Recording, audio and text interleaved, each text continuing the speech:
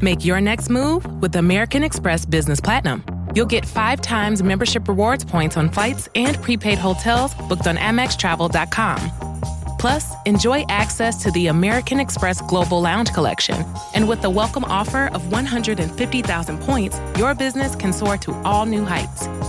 Terms apply. Learn more at americanexpress.com/business-platinum. Amex Business Platinum. Built for business by American Express. I think I just won my taxes. Yeah?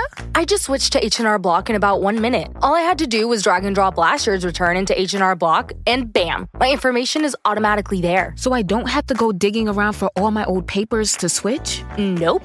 Sounds like we just leveled up our tax game. Switching to H&R Block is easy. Just drag and drop your last return. It's better with Block. This episode is brought to you by Companion. Iris and Josh seem like the perfect match, but when a weekend getaway turns into a nightmare, Iris realizes that things aren't as perfect as they appear. From the creators of Barbarian and the studio that brought you The Notebook comes a twisted tale of modern romance and the sweet satisfaction of revenge. Companion, only in theaters January 31st. Rated R, under 17, not admitted without parent.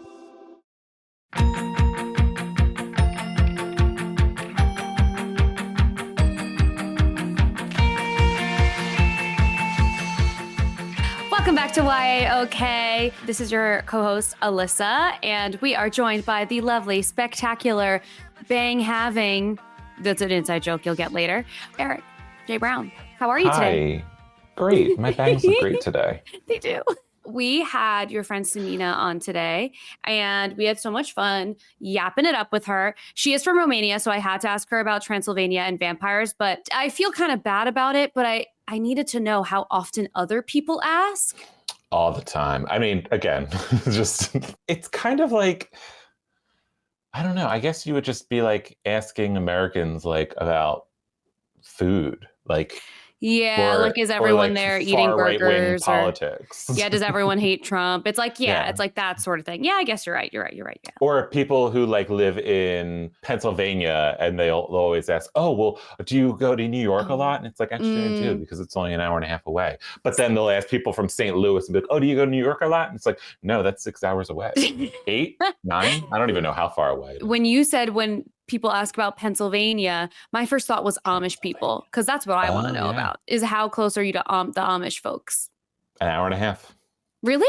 Yeah. And they're the reason that Trump won Pennsylvania this in the thing, I think, too, because they started threatening all of the Amish people with not doing their not being able to sell raw milk. Which isn't real. It's not true. God. But they told them that. Oh, God, every day is exhausting, isn't it? Yeah. Yeah, but we had a really nice conversation. And also, we talked about how really like one of the best functions of reading, and for you guys writing these books and gifting us the ability to read, is good old-fashioned escapism. Yeah. I want to dissociate into a book. Leap. It is called Leap. It's a graphic novel about a dance academy. It's great because it's like, it just has a good feel-good vibes about it. And the illustrations are amazing. And I love this book. It was great. Yeah. And it's a cool concept that gives like, I love that it's a story based in like a dance studio, but has, and you'll hear Simina talk about like the deeper meaning that she found in the dance community and like how that helped form this story, which is really cool. And yeah, it's awesome. And also her illustrations are gorgeous. Mm-hmm. Let's get into it. Let's get into it.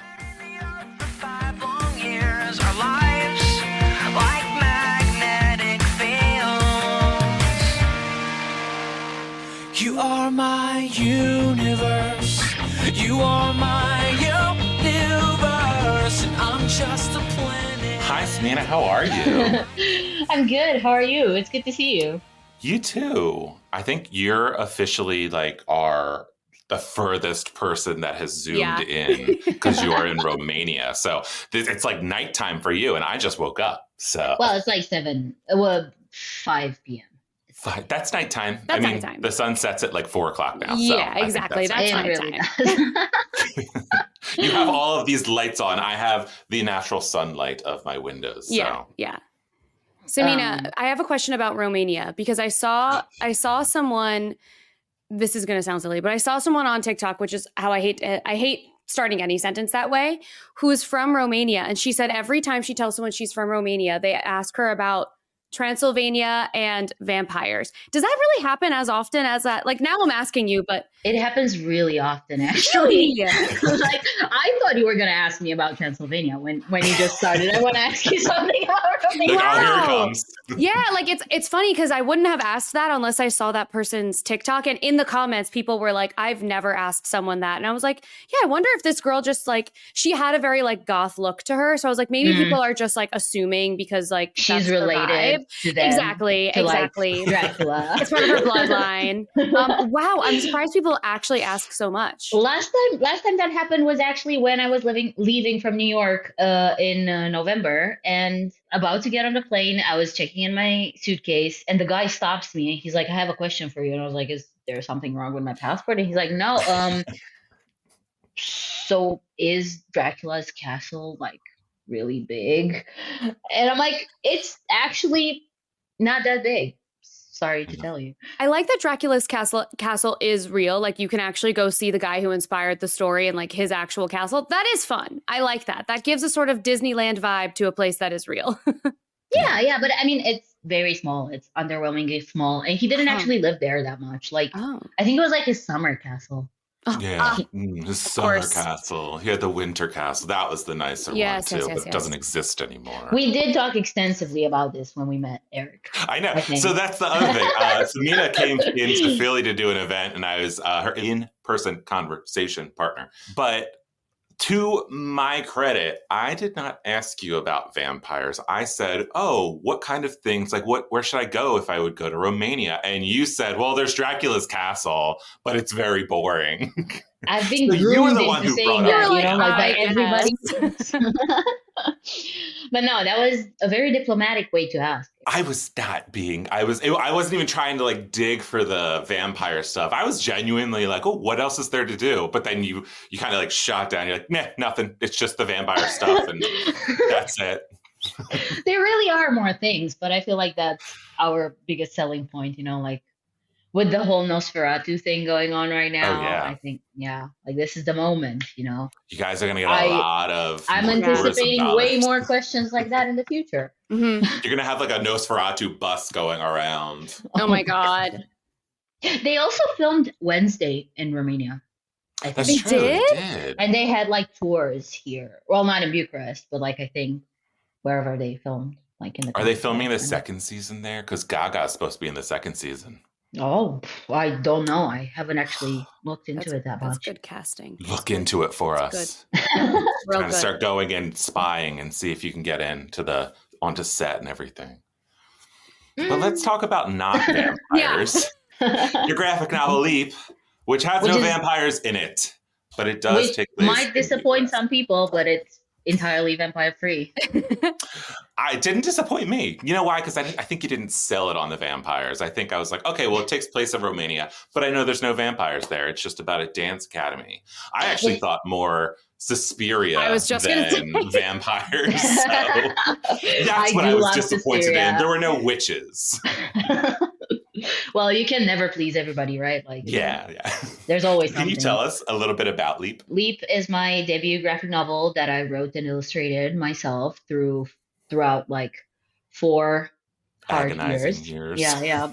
I was trying to think of a diplomatic but still descriptive adjective, that you don't have to be diplomatic here. We're chaotic.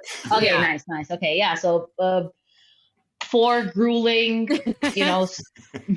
soul-eating, draining years. Yes. And it's about 2 dancers who are roommates, but spoiler, not getting together, just friends. They're roommates in a dance academy in Bucharest, Romania, where I'm from. And each of them is kind of like going through their teenage years, I guess. Like, it's a coming of age story. One of them is in a closeted relationship with a ballerina from the classical track in school. The 2 main characters are contemporary dancers, which was I guess the metaphor I found left me a lot of room to explore, like being out and being in the closet. And the other one is sort of figuring out her sexuality through a crush she has on her female teacher. Yeah, their friendship kind of helps them get through this shit. Yeah. And that's the story, yeah. That's one of the things that I liked about it was the fact that you didn't make them get together. I mean, Yeah. To be fair, they're queer women, so eventually they'll So maybe they probably will in hook the up. yeah. That's how it usually goes. They didn't Give get them a couple together. in of general, years. I think. Yeah, they didn't get together in this story. Yeah. The pipeline naturally goes. Yeah. They're gonna have more and more exes in common, and then Right. they're gonna be like, "Yeah, I guess we should try this out, right?" Yeah. Like, I love how that's like just all encompassing queer. Like it doesn't matter where you fall on the queer spectrum. It's like most of your friends you've gone out on a dates with at least once or twice. And then you've been like, I like you as a person, but this isn't working for us. So let's just be friends. I love that.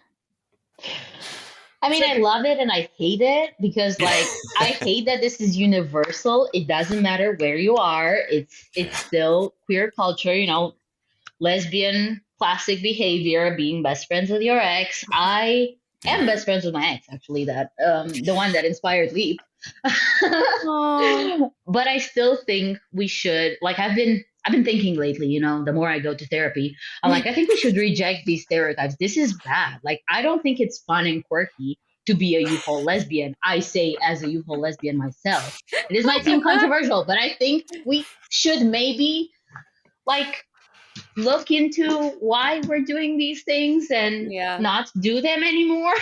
Because I'm okay with it. I think it's okay because it's like, I think it's because it is us finding like a kind of like safety net sort of where it's like, okay, well, I know that you're queer. I know that I don't have to explain certain things to you. So even though we didn't work out in this like romantic relationship, I would like to keep you around as a friend because I don't just want to hang out with only straight people. Because oh yeah, fair. you have to explain things to straight people a lot. But I do think you don't have to be friends with all your exes. No, like, some exes you don't are have to exes. be. I mean, yeah. I think being friends with someone that you dated versus dating someone who was your friend, like they sit in separate, because like I feel like with exes, it depends on how it ends and it depends on how the people are. I always feel like it's a really weird experience, especially if you broke up because of like I've had breakups because one wanted to have kids and one didn't. I've had breakups because of long distance. It's like, it has nothing to do with how I feel about you as a person. It's like things are just not aligning. And in those circumstances, I'm always like, but I liked you so much. It doesn't make sense that we wouldn't be able to find friendship in this at some point. Like I actually have an ex who is a man who ended up being gay and dates my gay best friend. And that was like the best case scenario because we couldn't, like, we had a really hard time being friends afterwards, but wanted to. And then once he came out, we were like, okay, now we can do this. There you are. Yeah. Let's get a mimosa and call it a day. And now it's like so much easier to hang out with him. But in general, I feel like when you create such like a deep connection with a person and then it's over and then it's just like, that's it. It's like, oh my God, now I talk to you every day and now we just never talk to each other ever again. I'm like, I'm the worst with that. I suck at it. I'm friends with all of my exes to some degree because of that reason. I have like, I don't know, maybe I have abandonment issues that I'm just coming to terms with. I can't do it. I'm a serial monogamist. So like my one long-term ex that I even have, I still kind of like talk to, but he lives in Florida now. So yeah. It's not like I have to see him around. I don't like just run into him randomly, but I'll just talk to him online and be like, oh, I'll like send him something on Instagram. That's about it. Yeah. Like a happy birthday text, whatever. Yeah. I don't know. I feel like that's fine. But I know a lot of people have problems with that. They like firmer boundaries. So I guess it depends on the person. But having someone who's your friend and then dating them, that's different. Yeah. But it makes for a good trope for a reading, though. It does. Everybody loves best friends to lovers. I don't think that ever happened to me. Best friends to lovers. I mean, I don't think it happens often because it's like, I think enough people are like weary about it and maybe they just Yeah, and also like when you start a friendship with someone, you kind of like see them this certain way. It's Yeah. never happened to me so far, at least, to like have a complete switch where I'm like, oh, I'm suddenly seeing you in a whole new light, in the light that Yeah. I would fuck you. Yeah. I do get like baby crushes where I'm like, but I wouldn't like necessarily go all the way with the baby crushes, you know. Yeah. There's usually I just keep them to myself or like share them as a little joke, you know, and we're like, haha, but we stay friends. Yeah. I get that. And I think as I got older too, I start to really understand the like kind of betrayal that you feel when I feel like this happens with straight friendship. girls. Yeah, Yeah. straight girls and straight guys where like we've been friends for so long. This has happened to me. This used to happen to me a lot when I was in like high school. And then all of a sudden, like you're alone with them and you think everything's fine. And then they're like getting way too close to your face. And you're like, hold on a second. What are we doing? And that it was like always so disappointing to me because I was like, well, what the hell? We were friends and I trusted you. And what are you doing? And now like the betrayal of that is so hurtful. But I don't know. Straight people, man. I couldn't do it. Can't live with them. What a choice you all make. Yeah, can't live with them, and that's it. Yeah.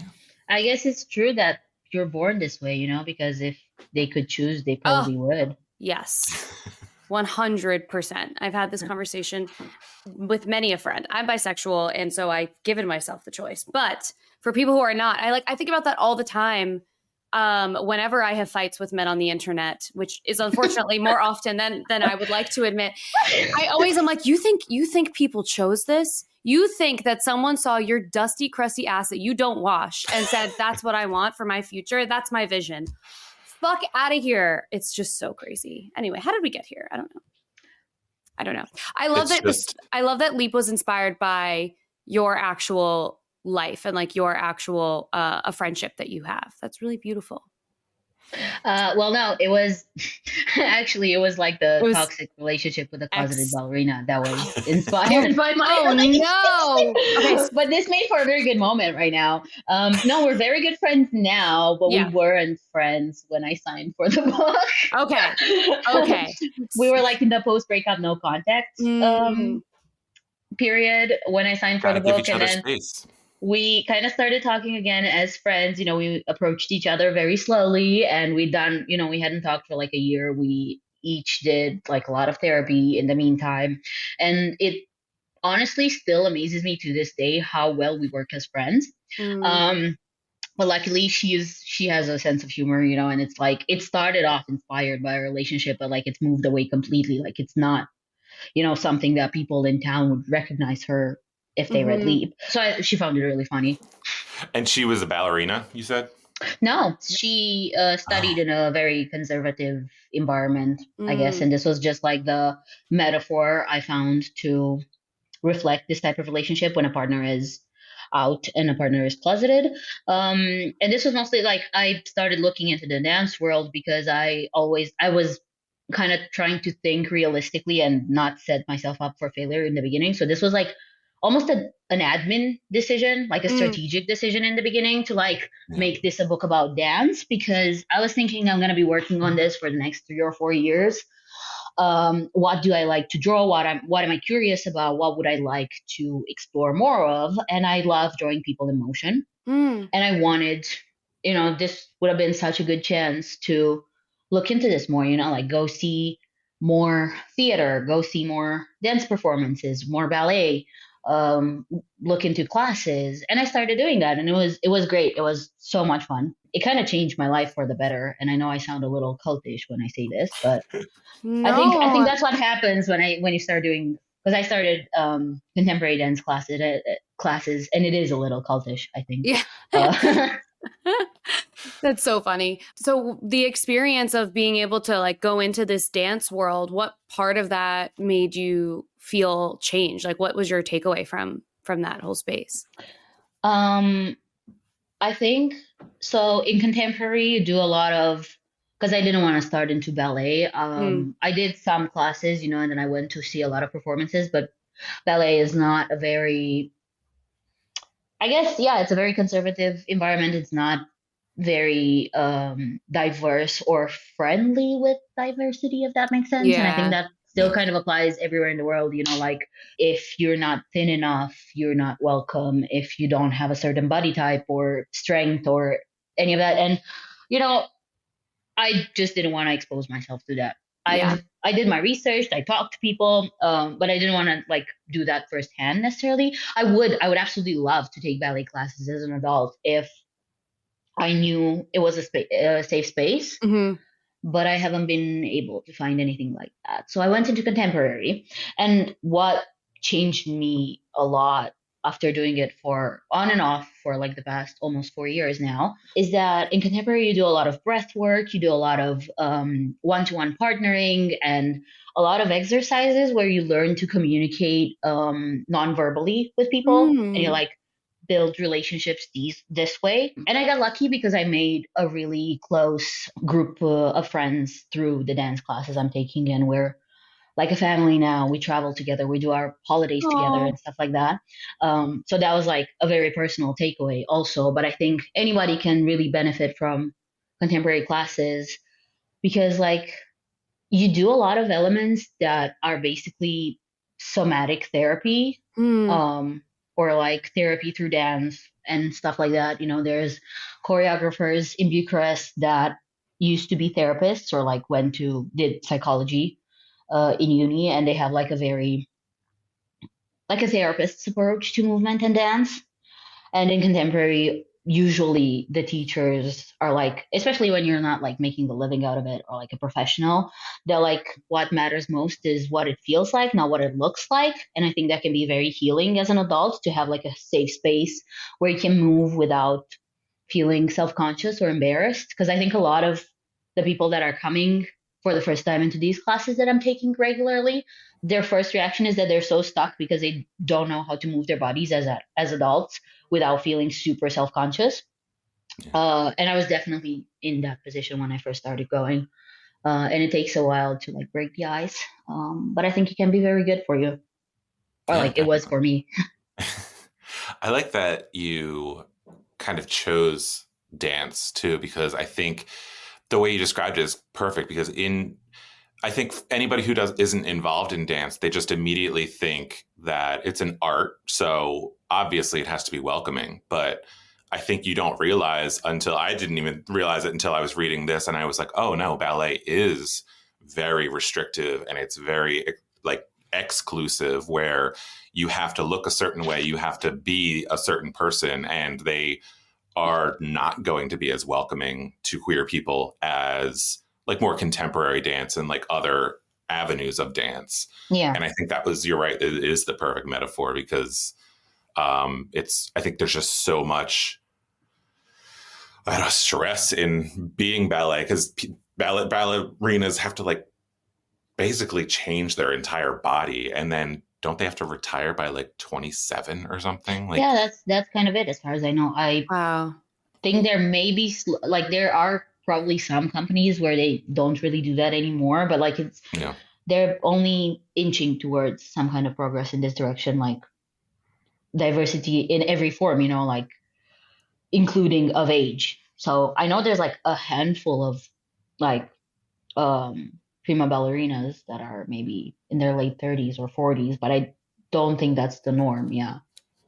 And also you put so much pressure on your body that you kind of like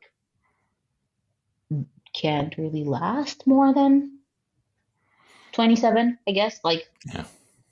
I mean, there's a reason Black Swan's a horror movie, and a body horror movie at that. So, right. I never thought about Black Swan being a horror movie. I guess I saw it when I was in high school, and everyone was seeing it. So like, I just never thought of it as a horror movie. Wow.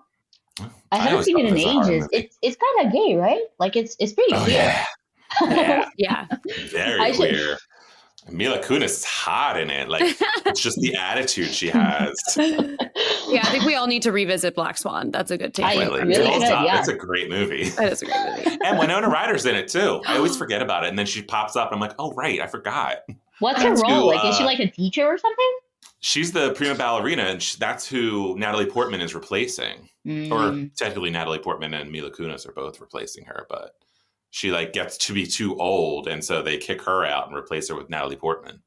Wow. Okay. It's a great movie. Now I put that on my list of movies I need to watch soon. You also mentioned about like movement, and I have to like, especially with the dance, and I just love these like 2-page things where you do show these dance routines. And I'm curious, how did you, because you're also the first graphic novelist that we have had that has both written and done the illustrating for the whole book. So I'm curious, like, what is your process for figuring out the way the graphic novel is going to work, but then also just like how you kind of came up with these dance routines and everything and the way you chose to draw them and kind of show the reader them? Okay. Well, I guess in terms of the process, I was given a bit of structure by my publisher. So they kind of tell you from the beginning that for a graphic novel, the script is supposed to take you like a year to cobble together, to put together. And then you get like a year for inks and like 6 months for colors. But don't quote me on this. Like, it's rough amounts. It's not like nothing set in stone. I think it might depend from publisher to publisher, but this is like kind of to keep you in line, I guess, and give you a bit of structure when you're doing this for the first time, because it's such a mammoth of a book that like mine's like a bit over 300 pages, but I think they can go bigger. So you have to have like chunks of time that you can divide on your own to make sure this doesn't take 10 years to finish, I guess. So I guess that helped to a degree. I was doing thumbnails at the same time that I was writing. So we spent more time on script overall, because when my editor was giving me feedback, she was giving me feedback on both the text and I guess the distribution of the scenes in pages, because she was looking at my thumbnails as well. And then for the dance parts, I think I follow a lot of dancers on Instagram, like performers from the US, from Europe, from different companies all over the world. And I think I found a few people that in my head were like, oh, this is Sarah. Oh, this is Anna. Even if they didn't look necessarily like my characters, it was just like, this is how I imagine my character would move. And I was kind of like, I watched a lot of videos of those people, of each of them, and kind of got a gist of what their visual language is when they move, or like their movement language. Yeah. Because I guess this is also what the class is, and like watching a lot of shows with my friends helped me do. Because every time we watch a show, we like hang out for a beer afterwards and we discuss the show. And, neither of us is a professional. Some of us have been doing this far longer than the others. I have friends who are like dancing for a hobby for like 8 years. I've been doing it for like 3-4 years now. But I guess it did help me develop a language to talk about shows, I guess. Yeah. So that kind of made me look a bit more critically, or like understand a little better what I was seeing when I was looking at these dancers that put like bits of choreographies on Instagram or on TikTok. Yeah. So every time I would draw one of the girls dancing, I would kind of have in mind bits and pieces of choreographies I've seen from the dancers that were them in my head. Well, it worked. I mean, thank you. Hey there, Ryan Reynolds here. It's a new year, and you know what that means. No, not the diet. Resolutions. A way for us all to try and do a little bit better than we did last year. And my resolution, unlike Big Wireless, is to not be a raging and raise the price of wireless on you every chance I get. Give it a try at mintmobile.com/switch. $45 upfront payment required, equivalent to $15 per month. New customers on first 3-month plan only. Taxes and fees extra. Speed slower above 40 gigabytes on unlimited. See mintmobile.com for details. Build a routine with Ollie that supports your wellness needs. Like getting your daily vitamins and minerals with Ollie's multi-gummies. Or keeping your mood upbeat with all the vitamin D in Hello Happy. Give your gut health some support with probiotics. And wake up feeling refreshed after taking Ollie Sleep. Do wellness on your terms. Find Ollie at a Walmart or Target near you or at ollie.com. These statements have not been evaluated by the Food and Drug Administration. This product is not intended to diagnose, treat, cure, or prevent any disease.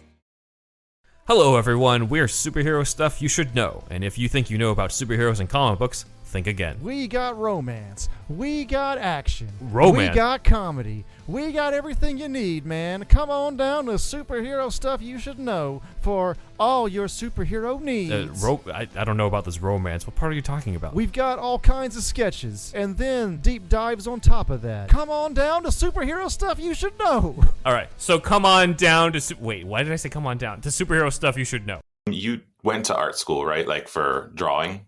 Forever, yeah. Yeah, I was going to say how long, because that was forever. Yeah. I mean, I went to a fine arts high school. I just took classes before that, like since I was 6, maybe on and off. But mostly like more classical stuff, you know, like painting, life drawing, that kind of stuff. I did that in high school. And then I went to art college in the UK. So that was like maybe maybe 15 years of art school, all in all. Jeez. Yeah, it's fucked up, I know. How you have like between that much time dedicated to art school and then this much time dedicated to a book, how do you keep momentum to do things? Like that's like, I feel like that is something that has to be so ingrained in who you are, because I don't know that, I mean, I guess everyone is capable of that, but how do you keep your momentum? Momentum for the book or momentum for literally anything else? Girl, if you have tips for either, I'll take them, but specifically about the book.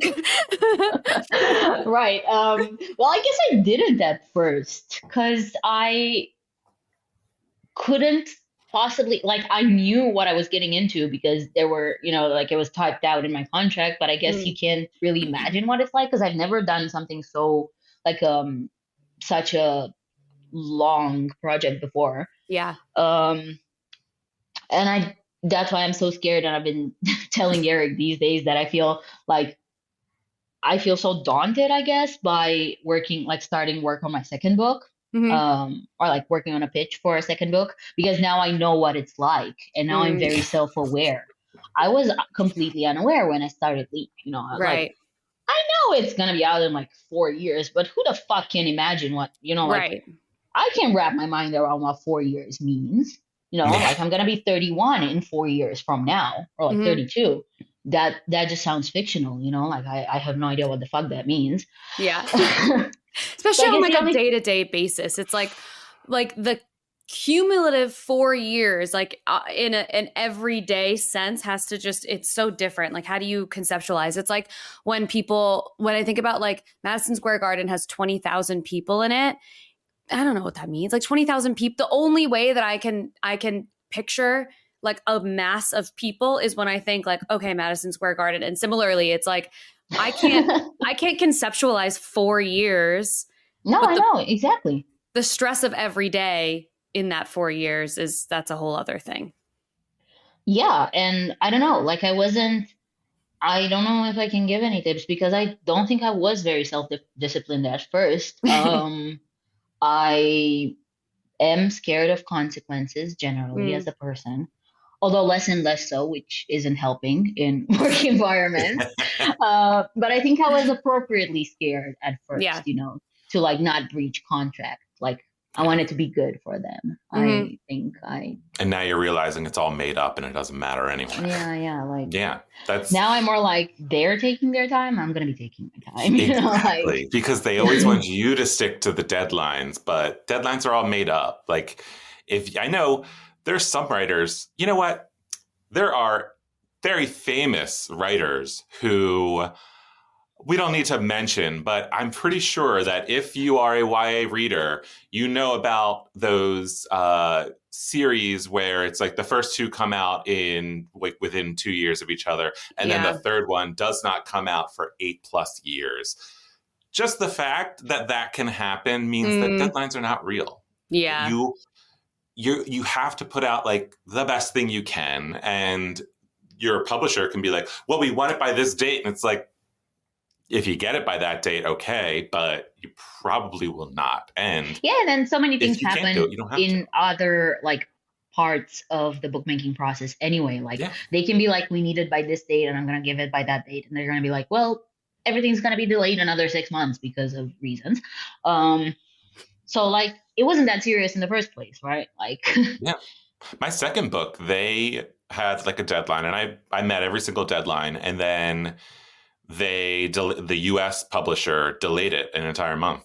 And the UK was like, well, ours is ready. We didn't mess up on our end. So, and it was just because I think it was just because there was another book that was maybe delayed for like a bigger author was delayed, and they had to like change the printing process of it a little bit. And because of that, mine got pushed, and the UK was like, well, we're going to release it a month early because our stuff's ready. And it didn't come out in the US for, I think, like another month. And they wonder why that was my sophomore flop. At least that's what I say. Oh my God. Yeah, this whole process is so stressful. And I'm not a writer. And so I learn a lot from having these conversations. I say all the time, like even just from the ideation of having an idea that is creative enough and unique enough that you're like, I think this would be a story that I want to share. That alone is intimidating. And then the process of actually like pulling together a story, especially like I even think about that when it's not a graphic novel and you're just like sitting down and writing it. There's something also, I was thinking about this recently. There's something also very funny about like just opening up like Google Docs and just like, and then that's a book. Like, that's crazy to me. Like, I don't get that.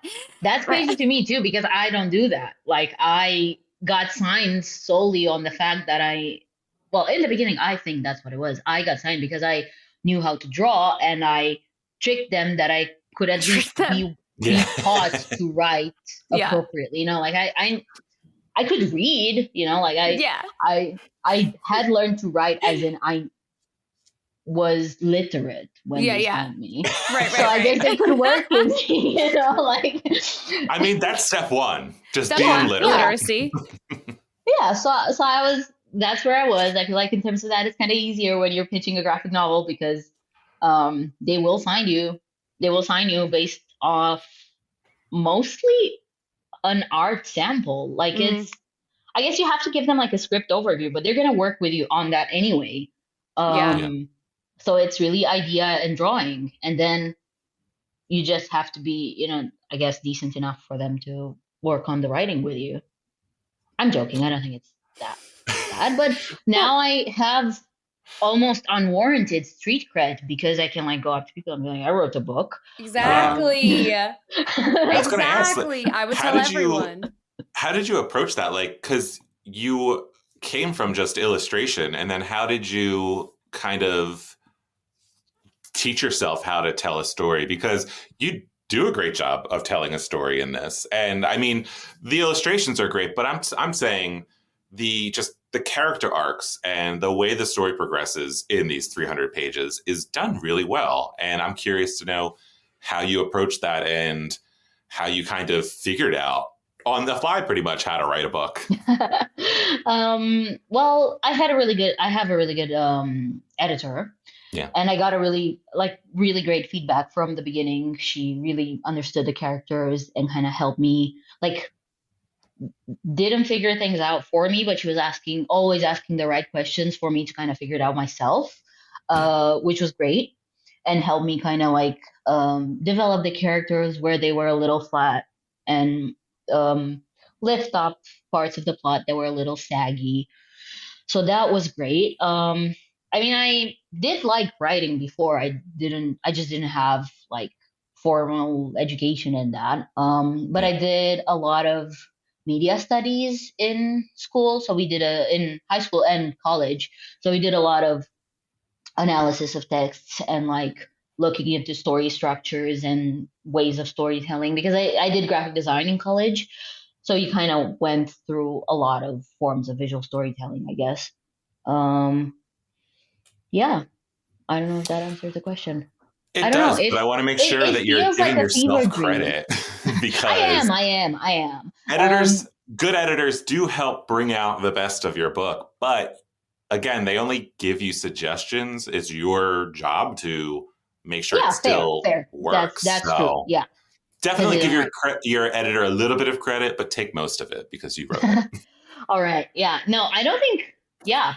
I mean, I think I could write before. I was joking earlier. I don't think they just, well, maybe they did just buy my book based off the fact that I could draw, but they didn't know that I can also write a little. I feel like it's more important for a graphic novel that you can illustrate than to, because I will say if you turned in something and they were like, oh, this is not the story that we expected it to be, and then after like 3 drafts they would probably come to you and be like, do you mind if we hire a ghostwriter? And then if like you're stressed out, it's like, well, you're going to pay for it? Sure. Okay. And then somebody else can come in and help you kind of like work with you and get it to where it needs to be. That's what happens with celebrities. They basically sit down with, they're buying the celebrity name, and then they sit down with a ghostwriter, and the ghostwriter writes everything. I think Britney Spears wrote her own book. No, certainly not. I think she did. Like, if you give any other example, maybe not. But I think she did. You know what? I haven't read the book, but my mom was listening to the audiobook, and I would get like little clips of it here and there. And you know what? I think you're probably right. I think she did write them. For better I or for haven't even worse. read it. You know, I just have so much faith in her. They are called ghostwriters because they're supposed to be invisible. They make it sound like the person. I don't know if I could ever be a ghostwriter though, because I feel like I would want to tell some people. You know, Oh, yeah. I mean, ghostwriters do tell people. I think, like, I'm sure that there's some contract somewhere where they're like, oh, there's a non-disclosure agreement where you cannot say that you wrote this book. But for celebrities, I think it's pretty well known that they didn't write their own books. And so there's ghostwriters who will go around and be like, oh, I've ghostwritten for this, there's this. Wow. And yeah, because those people need a CV too, right? Like they have to tell. It would be just cruel not to be able to like put it on CD that you wrote. Britney But they Spears' actually, book. they're starting to do now where ghostwriters, they put their name under it. So like most of James Patterson books are written, he writes the outline and then somebody else writes the book. And so it'll say James Patterson really big, and then it'll say with this person, who's the person who actually wrote the book. Wow. Which is why James Patterson can release like 10 books a year. That's wild. Do you think Haruki Murakami does this? No, I don't think so. I think he probably is writing everything. Because they're all kind of starting to sound the same, you know? Like I just hate read reviews of his books at this point. I don't read the books anymore. Maybe he does have ghostwriters. No, I There's think somebody he's too disciplined in Japanese for that. He's too disciplined in Japanese. Yeah, exactly. He just takes like entire weeks. He'll take 2 weeks out and just not eat or drink anything for 2 weeks, and then just write a book and send it off to an editor. And then they just publish it probably as is, and then translate. I know there was Jonathan Van Ness is releasing a YA written with Julie Murphy, who wrote Dumplin' and Pumpkin as well. And I know I got the email, my agent got the email to ask if I would be interested in writing it as well. So I was up for that as well. And then I heard Julie Murphy got it, and I was like, oh, I had no chance. It's fine. Also, it was like beginning of my career too. So I was still a nobody. It was just my first book came out. So I think though Jonathan had like this whole idea and actually wanted to be involved and was like, I do want to write this. And like, I think they just worked on it like back and forth where they both wrote it together. So sometimes it's ghostwriting. Sometimes it's just helping another person who isn't normally a writer. I think there's a few actors that are doing that now where they're just like, oh, I have an idea for a book. I want to write it. Everybody has an idea for a book these days. Who would you want to ghostwrite for? Oof. I don't know. I'm not like very obsessed with celebrities. I don't recognize people's faces, so I don't watch a lot of movies because they all look the same to me. Like if there's more than 2 men of the same race and age, I'm like, who's that? Like, is that guy? Is that right? So it's all of it's very confusing. Yeah, kind of. I'm starting to think my partner has face blindness because we'll be watching a show and be like, oh, who is that? And I'm like, I've never seen that person in my life. And then he'll be like, oh, who is that? And I'm like, Jonathan Bailey? Oh, that's Jonathan Bailey? Not Jonathan Bailey. Who's Jonathan Bailey? Is he Fiyero in Wicked? Yes, he is. Okay. Yes, he is. And I don't think I looked at his face once in that movie. Sorry. Sorry to Jonathan Bailey, but that's what happens when you wear riding pants most of a movie. I love him. He's so great. So there's no one you would want to ghostwrite for? If you gave me options, I could totally pick from a Jonathan bunch Bailey. I don't know anything about him. Renee Rapp. Ooh. What if she's like, oh, I want to write this, like, did you just say really... that because I'm gay and she's gay? Yes, exactly. I mean, I would write for Renee Rapp. I love her. I'm She's reading a not book my right now type, that... but like, she's my type. she's like me if I was better, you know, like same colonizer color scheme situation. Oh my God, colonizer color scheme is crazy. That's so funny. I'm reading a book right now that I'm just only picturing her as the love interest character. And I'm just like, I think it's like why I'm reading it so quickly. It's just because I keep picturing Renee Rapp. I love that. But I think she's really smart. I think she could write her own book. Yeah. I mean, she wouldn't want to because she's busy doing other things. Yeah, I guess, you know, yeah, sure, totally. Sure. That's it. I love that. You sold yourself on it, and I love that. So for the second book that you're writing, do you have any ideas that you're forming yet, or are you kind of like in a little bit of freak out mode? I have the ideas. I kind of know what I want to happen. I'm low-key in freak out mode because I actually have to start doing things for it. Yeah. Even though it shouldn't, like, I should be able to trick myself with the fact that it's not sophomore slump because it's technically the third book I'm writing. Because I'm on submission with a picture book right now. But that was a picture book, you know, like it was a baby. Yeah. Baby text. Like very. We don't count those books. I'm just kidding. We always count those books. Yeah, no, they're so hard to write. Like picture books are the hardest to write ever. They really are. They are. Yeah, I'm just waiting joking. to hear. They're hard. They're so hard. Like I am fully like I didn't want to come off as dismissive. It's just that I know that it's the hardest form of writing because you don't just have to dumb it down when you're writing a book for like 3 to 5 year olds, but they're like standard under, I think, 800 to 1,000 words. So you have to be very brief and concise, but also not sound like you think the person reading it is stupid because the person reading it is a child, but they're not stupid. Like there's got to be so much nuance there. Which is why I guess I don't want to talk about it or like consider it too much because I don't think I've done the best job ever on it. And I'm just waiting to hear. We had some internal revisions and I'm waiting to hear back from the publisher on it. So that's the second book situation. But now the third one that I'm kind of stuck on when it comes to actually sitting and writing would be a second graphic novel. Yeah.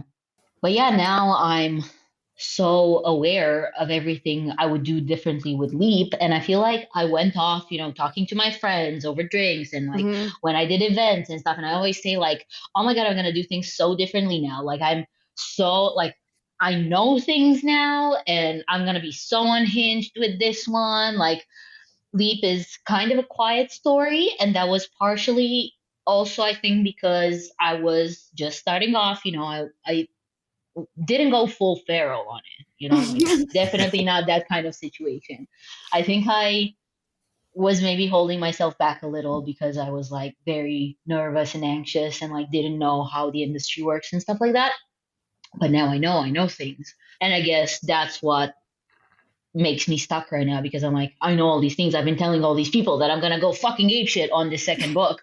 But how do I actually do it? You know, like when it actually comes down to it, how do you go apeshit from the first page, from the script overview that you put in the graphic novel pitch? And also, I kind of want to treat this as a novel too, you know, like see if I can write it, I guess, in parallel to the pitch as a story to kind of work on my writing as well. Because now I have, like I said, the almost feels fake credentials that I wrote a book.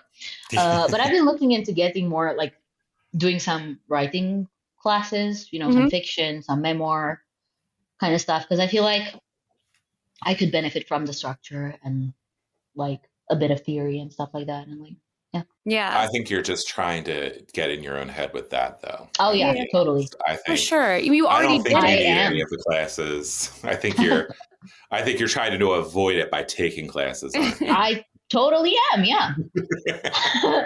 I know I am. just before the call, I was looking up the creative writing MFA at Harvard just to be like, I should probably sign up for that before I work on my second book. I think I did Google when I was working on another book. I think I did Google like how to write a book. Like this was after I was published. I think I was like, I know how to, but I'm like, how to write a book as an already published author, because it does, like, you've done it. And it just, when you go to start over, it still feels weird. Like, how do you do it? And I think it's every single time, which is why I was talking about earlier this week, we had Elliot Schriefer on, and I was talking about how I just started working on something on Monday and it worked. Even that is wild to me. Like, you just started on Monday. Like, it can happen any day. Like, right. It can. So and that's should the I point. wait Like, till Monday? No, don't even wait. As soon as you log off, I think I should start just working wait. on it today. I think I should just wait till Monday. The vibes aren't right today. It just sounds like it works on Mondays. Yeah, you don't start projects on Fridays. That's crazy. You have to start on Monday, obviously. Yeah, that's actually true. I tell myself all the time, I'm like, well, I can't do it today because then I'll have 2 days off. I'm not going to work Saturday and Sunday. Right. Even though, like, the theory is that, like, I've heard this, I don't know who said this, somebody clever said that you have to start, like, when you start, you have to stop when you still know what's going to happen next. Yeah. I don't know who the fuck said that. Stephen King or something. Probably. Yeah, you write like a chunk, and when you are still kind of in a moment and you know what's going to happen next, then you stop. Because if you stop when you get stuck, then you're never going to go back to it. Which is great in theory, but you have to start to be able to apply that. And I haven't started yet. Right. Yeah. I mean, I think once you get going, it's always, the good thing is that you have an editing process. Like, I always feel like starting anything is the hardest part for me, like writing. And I think actually Elliot was saying that he has an easier time starting. And then once he gets to 60 pages, for some reason, that's where he kind of like mentally checks out. I'm not like that. Starting is the most daunting process. And it sounds like you're similar, Simina, to that. Yeah. Or it's the starting that freaks me out. But I think that would totally change if I just went ahead and did the creative Harvard writing program. at Harvard. Yeah. I think it's only a couple of years, and I'm pretty sure they also do like scholarships for international students. So I'm all set. This feels like a perfect plan that's flawless and will lead to this book being finished in a timely manner. That's what I'm hearing. You know what? All astrologers on TikTok these days are saying that for my star sign in January, yes, for some reason, I'm going to be thinking about some education opportunities or like expand my knowledge. So I feel like that's why I'm being naturally drawn to the Harvard MFA. That's it. Yeah, that's it. It's written honestly, in the stars. I think it's the perfect time to come to America. So I think it's great. Leave the vampires behind. Oh, they're here too. Didn't Trump just say that he wants to make sure, like, that it says in the Constitution that there's only 2 genders? Probably. He also said like last week or something. He also said he wants to make the Gulf of Mexico the Gulf of the U.S. He also said he wants to buy Denmark, I think. Oh, yeah. Which they all had a good laugh about. Yeah. It was the same week as Denmark, so maybe that's why it kind of went unnoticed that he said the thing about, like, no other genders. There's only 2 genders. Every day is so mortifying to be born in this country. It's just so mortifying. What are we doing? And then I saw he tweeted also a picture of a map of North America and just wrote United States of America on it, like with the implication that we would take Canada, I guess. And I'm like, this is not a game of Risk. This is not Monopoly. And that's just not how this is going to work. I'm so embarrassed every day. I think it's ridiculous that he even thinks Canadians would want to be They do not. American. They're like, absolutely not. Oh, producer Matt says, I think the big theory is that he's saying outrageous stuff to distract that he's already failed his campaign promises of lower prices and solving the war in Ukraine before he takes office. That's probably right. Yeah. I mean, he can distract all he wants. We all know he's not going to do shit. Yeah. He was a shitty president before. He's a shitty president this time. I mean, I think all the people who know already know. Yeah. Yeah, like it's not really about like it's unfortunate because and I like it's whenever I have conversations about stuff like this, it's like I understand the value of like if you have somebody who is like a Trump supporter being like, hey, like let's have like a calm, rational conversation about like why, but it doesn't, you can't do that because they operate from a completely separate date of a set of facts. So it's like we're just talking about completely different like realities. And yep, so now we just have to like wait for all of the cards to fall and chips to fall where they may and just see. It's kind of the same here, really, and I can't even go into detail because it's just been deranged. We were supposed to have presidential elections right after I got back from the US, beginning of December. We didn't. We didn't in the end. They just canceled them because they were so. I don't know if it's the same in the US, but here you have like 2 rounds of presidentials. So like they narrow it down to 2 people, and then after they narrow it down to 2 people, there's the final round, and you figure out who becomes president. In between first and second round, it was basically a Trump-Kamala situation for us too. Like we had a moderately evil woman who could have been the first female president, and this guy who like came out of nowhere, got first in the class, or like in the what you gonna call it, primary or something. Yeah. First choice, like 40-something% votes in the country. Wow. Absolutely psychotic dude, like full-blown religious psychosis, branding himself as a fucking messiah. Romania is a very religious country. It's a very Orthodox country. So he was like, his wife's like crazy ass trad wife, talking about how women shouldn't wear pants because the universe's energy is entering women through their vaginas. So you shouldn't be wearing pants if you're a woman, if you want to be in touch with the energy of the universe. And then the Constitutional Court just canceled elections because he was going to win. And now I wish we could do that here. Yeah, I know. For the best, probably. And now we're gonna have presidentials in May, but it's kind of bad because they dissolved elections way too late. All of the folks that were on his side now kind of see him as a wronged martyr. And even if he's not going to be allowed to candidate anymore, like he is gonna urge all his voters to vote for like the next best. Yeah, like the next like ultra religious dictator, fascist dictator material guy. And I feel like you just have a lot more room now for a shitstorm to develop until May, right?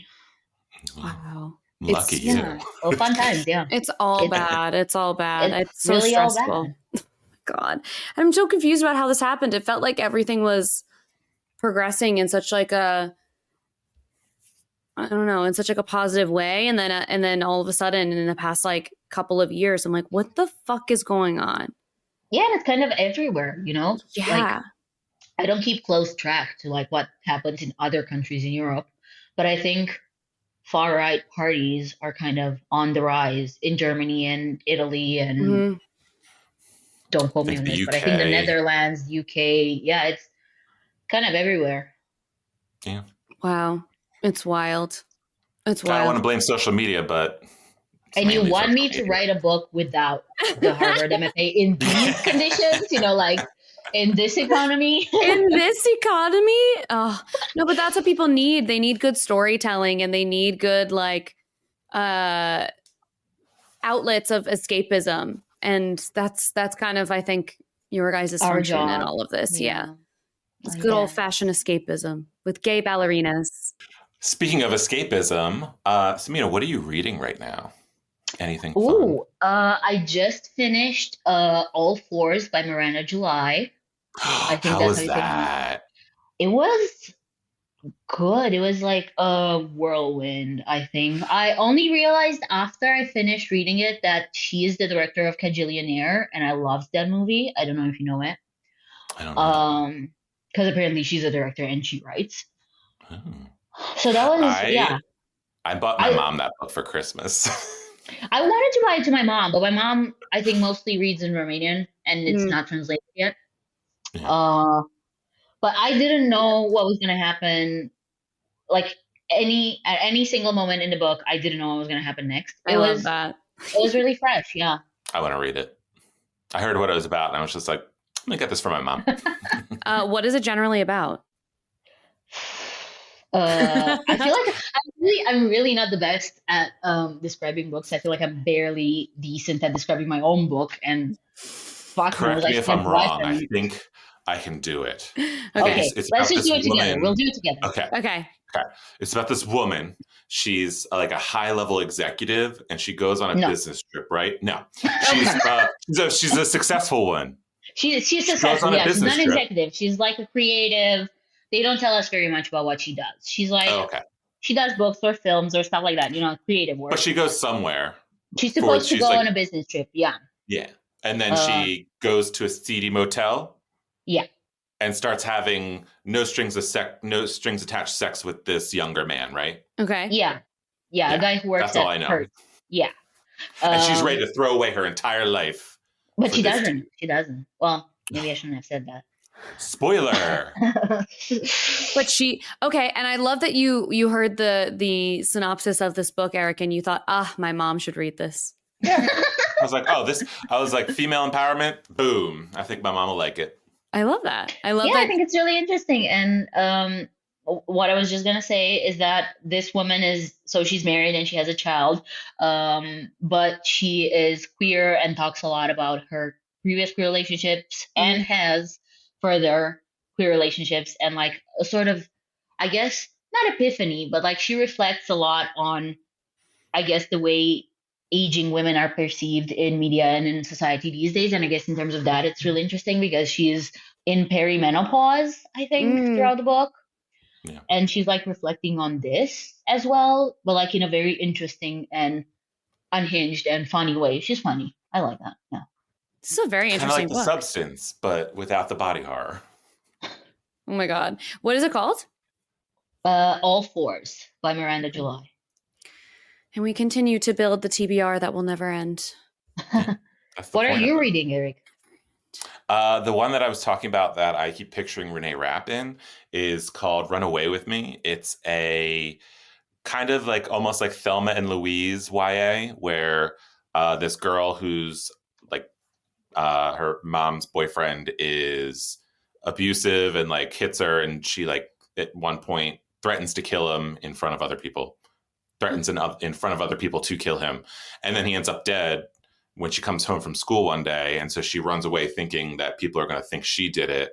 And then this Renee Rapp character that she has had a crush on her whole life picks her up in a vintage Mustang, and she is also running away for some unknown reason. And the two of them have a cross-country road trip, but it's a thriller. And there's parts that I like even got nervous reading it. And like, cause it feels like it's like this kind of like cute story. And there was like this little moment at one point towards like maybe the first quarter where you kind of get this real sense of danger that I didn't even think was going to be there.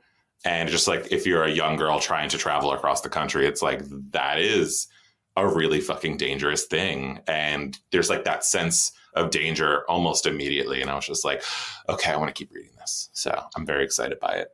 You're better at blurbing books than I am. Or like describing books. Everybody says that, but I just sit there and just like freak out the whole time. Like, what could I possibly say? Whatever it is, it sounds stupid. I'm always nervous about sounding stupid, but everybody likes what I say. So I think it sounds stupid. What a lovely problem to have. We had my friend Naz Katoub on, and his book, I really liked it. And like, I agonized over this blurb for, I think, 2 or 3 weeks. And the one they printed, the book is called No Time Like Now. They printed one sentence from my like 3-sentence blurb, and it said, reading this book is time well spent. No. Oh, they did you dirty. They did you so dirty. They did me dirty. I'm so angry. That's And crazy. so now I have to be like, every single line I write now has to be perfect. You never know which one they're going to take. That's pretty bad.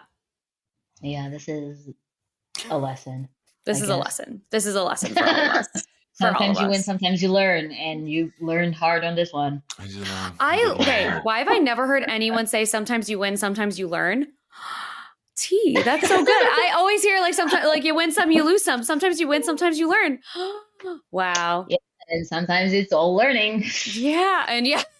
And sometimes you learn over and over and over again with no end in sight, just continuing to learn. Last year was all learning, honestly. I could use some winning right now. When am I gonna win? I wrote I have a middle grade anthology coming out in May, and it is a sports anthology, a nonfiction sports anthology. So I've never written. You write all the time. I've never written about sports, and I've never written nonfiction. And one of the editors for it lives in Philadelphia, and they emailed me and they said, "Hey, I know this is weird. Do you think you'd have something to write?" And I was like, why would you even think of me for this? But yes, I do. And my entire essay is about sometimes you win and sometimes you learn, and how that is the important thing. It's not winning. It's about learning. No, I think sometimes winning is equally important. And like, well, you're going to hate my story. Super character building.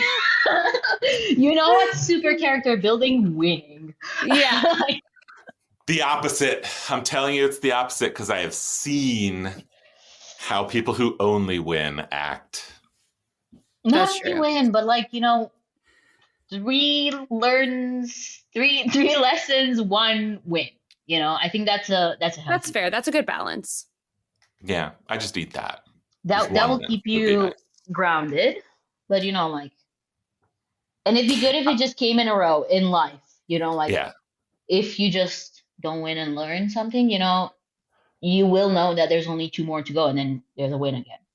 That would be nice. But I feel like that's the difference, though. It's if you do not win ever and you like keep just learning, that's when you turn into me and you end up being jaded about everything. I would have thought that means you're turning into a bit of a villain, but either you're concealing that really well, or maybe I am. He's a villain for sure. He's a villain. Wait, what's your star sign? Arc for years. Have I asked you this? Villain star sign. That is a villain star. My best friend. Excuse me, I'm not a Scorpio. My best friend is an Aries. You guys are the craziest bitches I've ever met in my life. Yeah. I've never seen someone laugh and cry, like fully laughing, fully crying at the same time in my life, aside from her. And it was the scariest shit I've ever seen. And we were on public transportation. I was like, we need to figure this out. It was crazy. But the thing is, with Aries, it's face value. We don't hide it. Yeah. We're not like Geminis who are trying to Geminis be like, are we're pretty very evil, nice. but I think Aries are the wild card because you expect it from Gemini. You know to watch out for Scorpio. Yeah. But with Aries, I think you need to know a bit of stuff to like know that this is also dangerous. Yeah. My partner's an Aries too, and I think that's why we get along. Wow. I'm shocked the foundation of your home is still intact, honestly. That's crazy. I'm a Libra, so we just like to flirt with everything and procrastinate. So, but also you aren't great at decision making, right? Awful at decision making. Terrible. Yeah, one of my exes was a Libra. Yeah, it's tough. It's not the best. They can never, you know, like I had to decide where we're going to eat every day. Oh yeah, yeah. But the thing is, like, I literally don't care. Like, I'll say I don't care where we eat, and I genuinely, to my soul, don't care. Like, as long as there's something for me to eat, doesn't matter. And the stress of not having to make the decision, worth it. Worth it. But then why would there be any stress of making a decision if you don't care anyway? Might as well make a decision. Because if I'm a Taurus. Because I care. Okay. Because I care. Because what if I choose something and you secretly didn't want that? And now I have to live with like the potential of you potentially not liking the choice.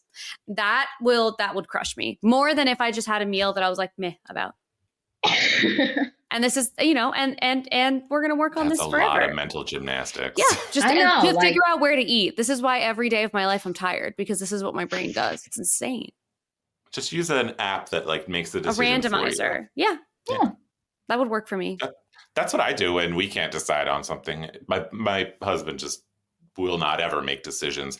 But if I make the decision and he does not like it, he will make sure that I know. That's the trick. So I don't like making the decision without him giving some kind of 2 cents. And so usually I will just, I'll be like, okay, what are you thinking? And I'll just type it onto like the decisionmaker.com or whatever. And I'll hit boom and be like, okay, how's that? And he'll basically look at it and go, no, I don't want sushi. I want Mexican. And I'm like, okay, cool. Great. Going for Mexican. Then we decided. You can also ask Siri to do a coin flip for you. Oh, I didn't know that. Yeah, she'll do a coin flip, and that does I just help. got a new phone, and Apple artificial intelligence is super artificial. I hate it. You hate it? I hate it. I turned it off instantly. I was like, no. Where did it so did it come up for you? Like, because you have to have a 16. I do. I just got one. I feel very fancy. So you have to go into Apple Intelligence in the settings and sign up for their wait list. And in 24 hours, you will be given access to it. And they don't let you choose it per app. They do it based on groupings. So you can either do it for entertainment apps, messaging apps, or I forget what the third one is. I think maybe it's just other. But it gives you summaries. And so I did it. I was like, oh, let's do messaging because summaries will be good for emails. The summaries are the stupidest things in the world. It's like, it basically just takes whatever the subject is and then gives you that, but longer. And I'm like, no, this is stupid. I hate this. Boop, delete it. Turned it off. Okay. Well, you tried. That's what's important. Yeah. Anyways, Simina, thank you so much for coming on the podcast and also for joining us on the ride of how many tangents that we take while we're here. I think we did good this time. We did. We stayed on topic more than usual, which is shocking. I think it's normal and kind of a prerequisite of podcasts, right? Yeah, because you're having a conversation. Conversations don't just go by like boop, we're boop, boop, human. Boop, boop, boop. Good conversations don't. Yeah.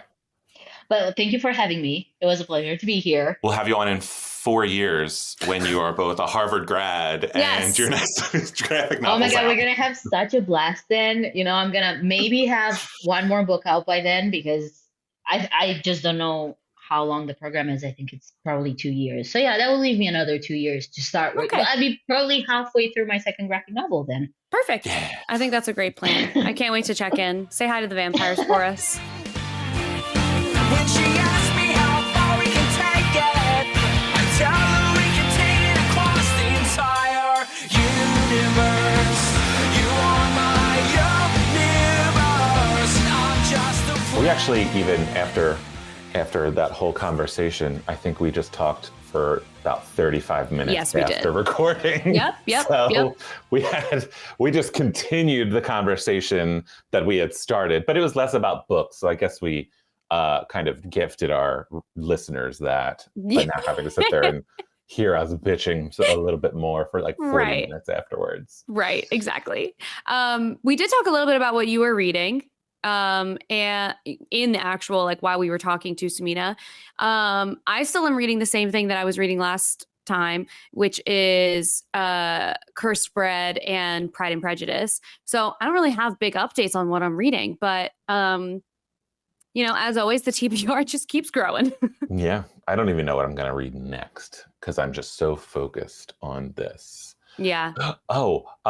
Producer Matt says that he is reading Dumplin' by Julie Murphy, which we talked about for a little bit too. So, is that book the book that inspired the movie? Because I've seen the movie Dumplin'.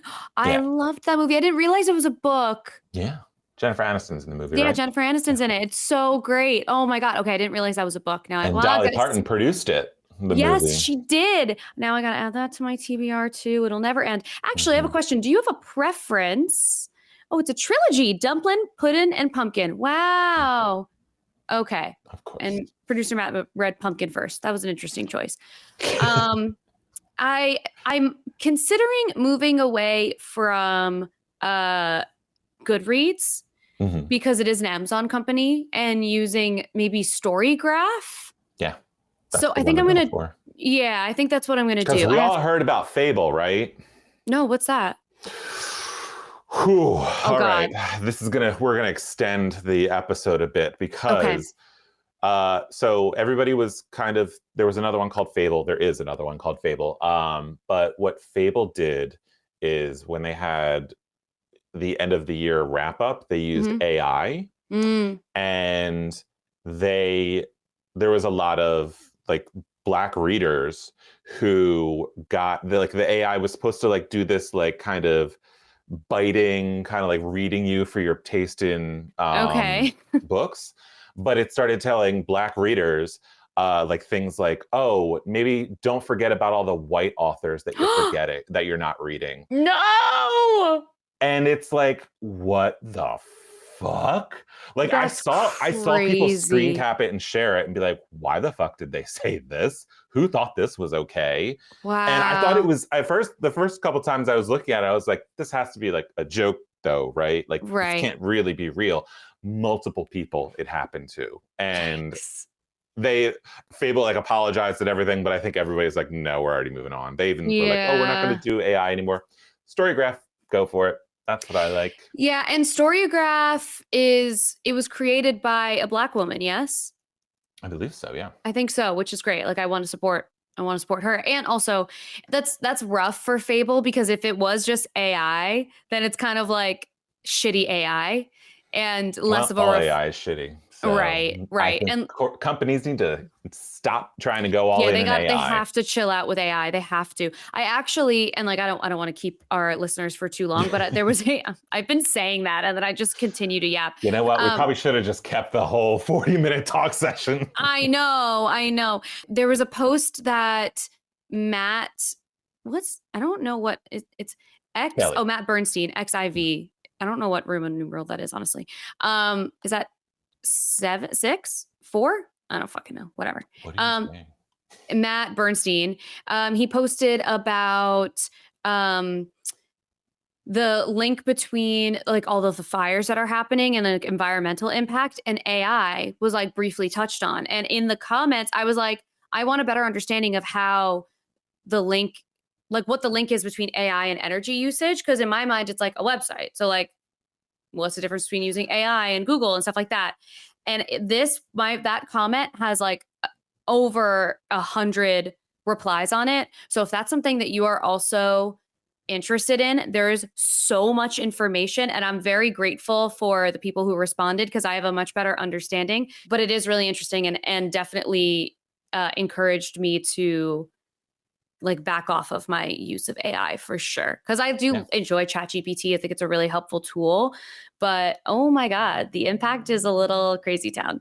It's because it's computers, so it needs servers to do all of that. All the stuff that our tiny little brains can do. Yeah. It will hold way more than a computer will. So servers take a lot to keep going, to keep cooling. It's really bad for the environment. Yeah.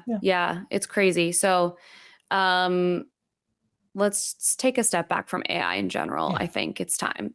Don't go into AI. Read a book instead. We've given you so many beautiful options of books to read. And when I get my Storygraph account up, I will share that as well. And we can follow each other and keep track of what we're reading. Yeah. Till next time. Time. Oh, wait. Before we go. What? Follow us on YAOK Podcast. That's right. On Instagram. And now you can go. Now you can go. You're free. We'll see you next time. Goodbye.